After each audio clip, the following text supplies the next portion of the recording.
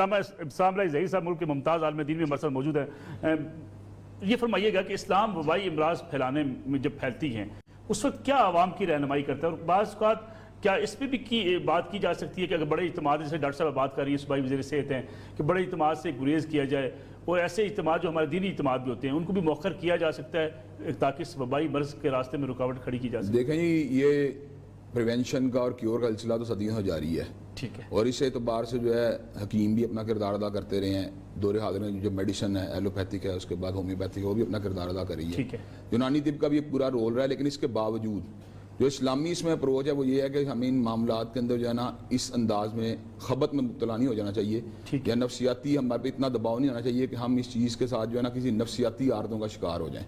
قوم کو جہاں پہ احتیاطی تدابیر کے حوالے سے گائیڈ کرنے کی ضرورت ہے، وہاں پر قوم کو جو ہے ان کی ایک نفسیاتی طور پر ان کا مورال بلند کرنا یہ بھی بہت اہمیت کی بات ہے. ٹھیک ہے. اور اس کے اندر میں سمجھتا ہوں کہ آپ کا عقائد جو ہوتے ہیں وہ بڑا نمایاں کردار ادا کرتے ہیں. بہرحال ایک بات تو طے شدہ ہے کہ اللہ تبارک و تعالیٰ ہر چیز کے حالی کو مالک ہیں، اور اللہ تبارک و تعالیٰ ہی کافی و شافی ہیں. تو اللہ تبارک و تعالیٰ نے کوئی ایسا مرض پیدا نہیں کیا کہ جس کی تشخیص کے بعد اس کا علاج جو ہے نا وہ ساتھ اللہ تبارک و تعالیٰ نے نہ اتارا. تو ہم یہ بات سمجھتے ہیں کہ اس کے علاج معالجے کے اوپر غور و فکر کرنے کے ساتھ ساتھ جو مورال بوسٹ کرنا اس کی بھی اہمیت، اور ساتھ ساتھ جو روحانی تدابیر ہوتی ہیں ان کو بھی اختیار کرنا چاہیے. کیونکہ ہم نے یہ بات نوٹ کی ہے کہ ہمارے معاشرے کے اندر عام طور پہ جو آپ کے کیور اور پریونشن کا جتنا نظام ہے اس کے اندر روحانیت کو اس درجے کی اہمیت نہیں دی جاتی جتنی دینی چاہیے. تو میں یہ بات سمجھتا ہوں کہ جو آپ کی نمازیں ہیں، باجماعت آپ کی نمازوں کے اجتماعات ہیں، اس کے بعد دعا کرنا یا توبہ کرنا ہے، استغفار کرنا ہے، تقویٰ کو اختیار کرنا ہے، یہ وہ چیزیں ہیں جو در حقیقت خود شفا کی طرف آپ کو لے کے جاتی ہیں. چنانچہ ایسے اجتماعات جن کے اندر جس طرح جمعے کے اجتماعات ہیں یا آپ کے نماز پنجگانہ کے بعد جماعتی اجتماعات، اگر آپ ان کو کنڈیم کرتے ہیں یا ان کو ڈسکریج کرتے ہیں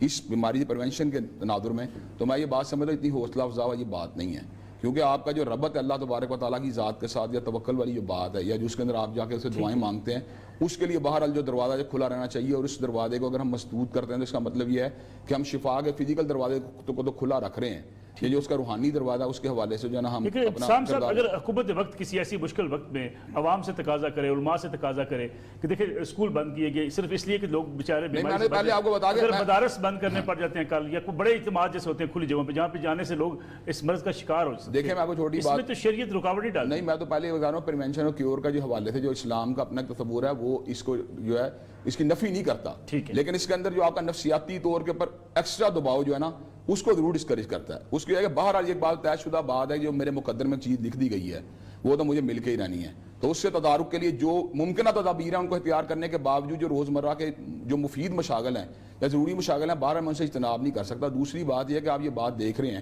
کہ اگر مذہبی اجتماعات کے اوپر اگر فوکس کریں، یا مثال دینا ایون اسکول وغیرہ کے اوپر بھی اگر آپ زیادہ فوکس کریں گے تو الٹیمیٹلی اس کے نتیجے کے اندر جو کانفیڈنس کا جو لیول ہے وہ بلڈ نہیں ہوگا بلکہ وہ گرے گا. تو میں سمجھتا ہوں معاشرے کے اندر جہاں پر آپ کو پریونشن اور کیور کی طرف ان کو گائیڈ کرنا ہے، وہاں آپ نے ان کے اندر ایک امید کی شمع بھی روشن کرنی ہے، اور آپ نے ان کو توکل کے راستے کے اوپر چلانا ہے. اس کی یہ ہے کہ زندہ قوم جو ہوتی ہے اس کے اندر مورال اگر اس کا گر جائے تو اس قوم کی نفسیاتی زندگی مجروح ہوتی ہے. تو ہم نے اس نفسیاتی جو اس کا جو ہے گراؤ مورال اس سے بھی قوم کو باہر نکالنا ہے. ٹھیک ہے. ظہیر صاحب، علماء کا بڑا کردار ہوتا ہے، خطبہ جمعہ، علماء کے ساتھ رابطہ، 5 وقت کی نمازیں، ایک بڑی تعداد ملک کی عوام کے ساتھ رابطے میں آتی ہے. اس کرائسس میں جیسا کہ میڈیا کا ایک اپنا کردار ہے، حکومت کا کردار ہے، علماء کا بھی ایک کردار ہے کہ جو حفاظتی تدابیر کے جن کا آج ہم تذکرہ کر رہے ہیں اپنے اس پروگرام کے اندر، ان کو پھیلانے میں، لوگوں کو شعور کی بیداری میں ایک بڑا کردار ادا کر سکتے ہیں. دیکھیں جی، میں نے پہلی بات کی جہاں تک تعلق ہے پریونشن اور کیور کے نظام کا یا اس کا علاج معالجے کا، اس کو تو انڈورس کرنا چاہیے کیونکہ یہ سنت نبی شریف بھی ہے، اور اسلام نے کبھی بھی علاج کو کنڈیم نہیں کیا، اور نہ ہی میری گفتگو کا کوئی پہلو ایسا ہے جس میں علاج کو ڈسکریج کر رہا ہوں. لیکن میں کہتا ہوں علاج کے نتیجے کے اندر جو ہے اگر کوئی بیماری جو ہے اس کا بھی تاحال جس طرح ڈاکٹر صاحب نے بات کہی ہے کہ اس کا بھی جو ہے نا احتیاطی تدابیر تو موجود ہیں، لیکن باقاعدہ کوئی اس کی کیور ڈیولپ نہیں ہوئی. تو اس کے مد مقابل جو روحانی تدابیر ہیں جو انہوں نے ان چیز کو گارنٹی کرتی ہیں کہ کتنا بھی مرض کرونک کیوں نہ ہو یا یونیک کیوں نہ ہو یا نیا کیوں نہ ہو، بالکل اگر سامنے آتا تو اللہ تبارک و تعالیٰ کے فضل و کرم سے ان تدابیر کو اختیار کرنے کے ساتھ جو ہے اسے قابو پایا جا سکتا ہے. تو میں سمجھتا ہوں علماء کے کندھوں پہ اس وقت 2 ذمہ داریاں عائد ہو رہی ہیں. ریاست کا کام تو فقط شاید احتیاطی تدابیر کو جو ہے لوگوں تک کنوے کرنا ہے، علماء کا کام احتیاطی تدابیر اور علاج معالجے کے ساتھ ساتھ ان روحانی تدابیر کی طرف بھی رہنمائی کرنا ہے، جن میں سے بعض ایکشن اورینٹڈ ہیں اور بعض جو ہیں ریسیٹیشن وغیرہ جو ہیں آپ کے اعمال جو ہیں ان کو جو ہے نا آگے بڑھانا ہے. ہم نے مثال دے رہا ہوں کہ چھوٹی بات ہے، جیسا نبی کریم صلی اللہ علیہ وسلم کی حدیث مبارکہ یہ بات معلوم ہوتی ہے کہ سورہ فاتحہ میں جو آپ کے جملہ امراض کی شفا ہے، یا جس طرح آیت الکرسی جو ہے وہ آپ کے لیے ایک حفاظتی حصار کا کردار ادا کرتی ہے، یا فلک ناس جو ہے وہ آپ کو اللہ تبارک و تعالیٰ کی پناہ عطا کرتے ہیں، تو میں یہ بات سمجھتا ہوں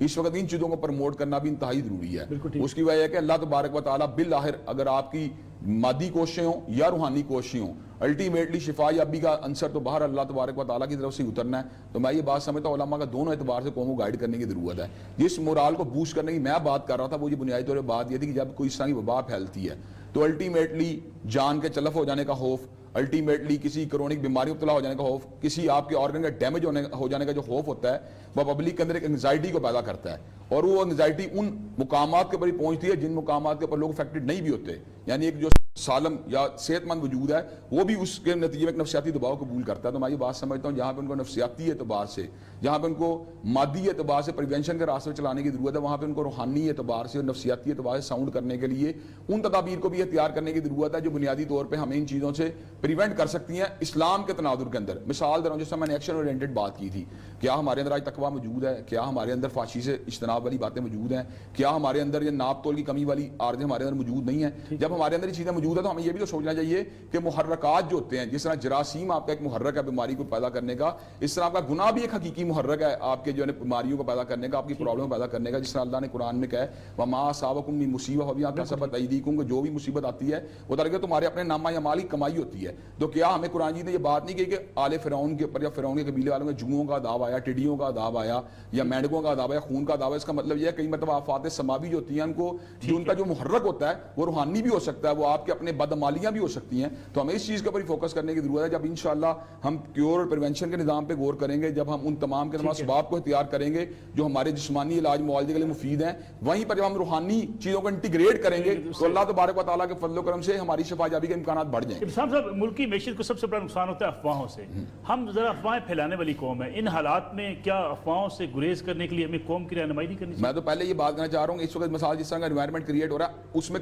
نہ چاہتے ہوئے بھی افواہ سادوں کو جو اپنا کردار ادا کرنے کا موقع ملتا ہے۔ جب ہم اس کی انٹینسٹی کی بات کرتے ہیں، جب گریوٹی کی بات کرتے ہیں، یا اس کے یہ بات کرتے ہیں کہ وہ لیتھل ہے، یا یہ بات کرنا شروع کر دیتے ہیں خدا نہ خواستہ اس کے اندر یعنی کہ انسان کی جان کے تلف ہونے کا خدشہ ہے، تو افواہ ساز جن کے چاہے مونیٹری بینیفٹ ہوں، پولیٹیکل بینیفٹ ہوں یا اکنامک بینیفٹ ہوں، وہ الٹیمیٹلی اس چیز کو پروموٹ کرنے کی کوشش کریں گے۔ تو اس کے تدارک کے لیے تو میں نے بات کی کہ روحانی تدابیر کو اختیار کرنے کی سب سے بڑی چیز توکل اور صبر ہے۔ جب آپ کا توکل اللہ تبارک و تعالیٰ کی ذات کے اوپر ہوگا، جب آپ صبر کے راستے کو اختیار کریں گے تو الٹیمیٹلی آپ یہ بات بتائیں کہ آپ کی یہ ساری کی ساری چیزیں معاشرے میں اسٹیبلٹی پیدا نہیں ہوگی۔ تو میں رومرز کو کل کرنے کے لیے، افواہ سازی کے عمل کو روکنے کے لیے تو روحانی تدابیر آپ کی مادی تدابیر سے بھی زیادہ اہمیت کی حامل ہے۔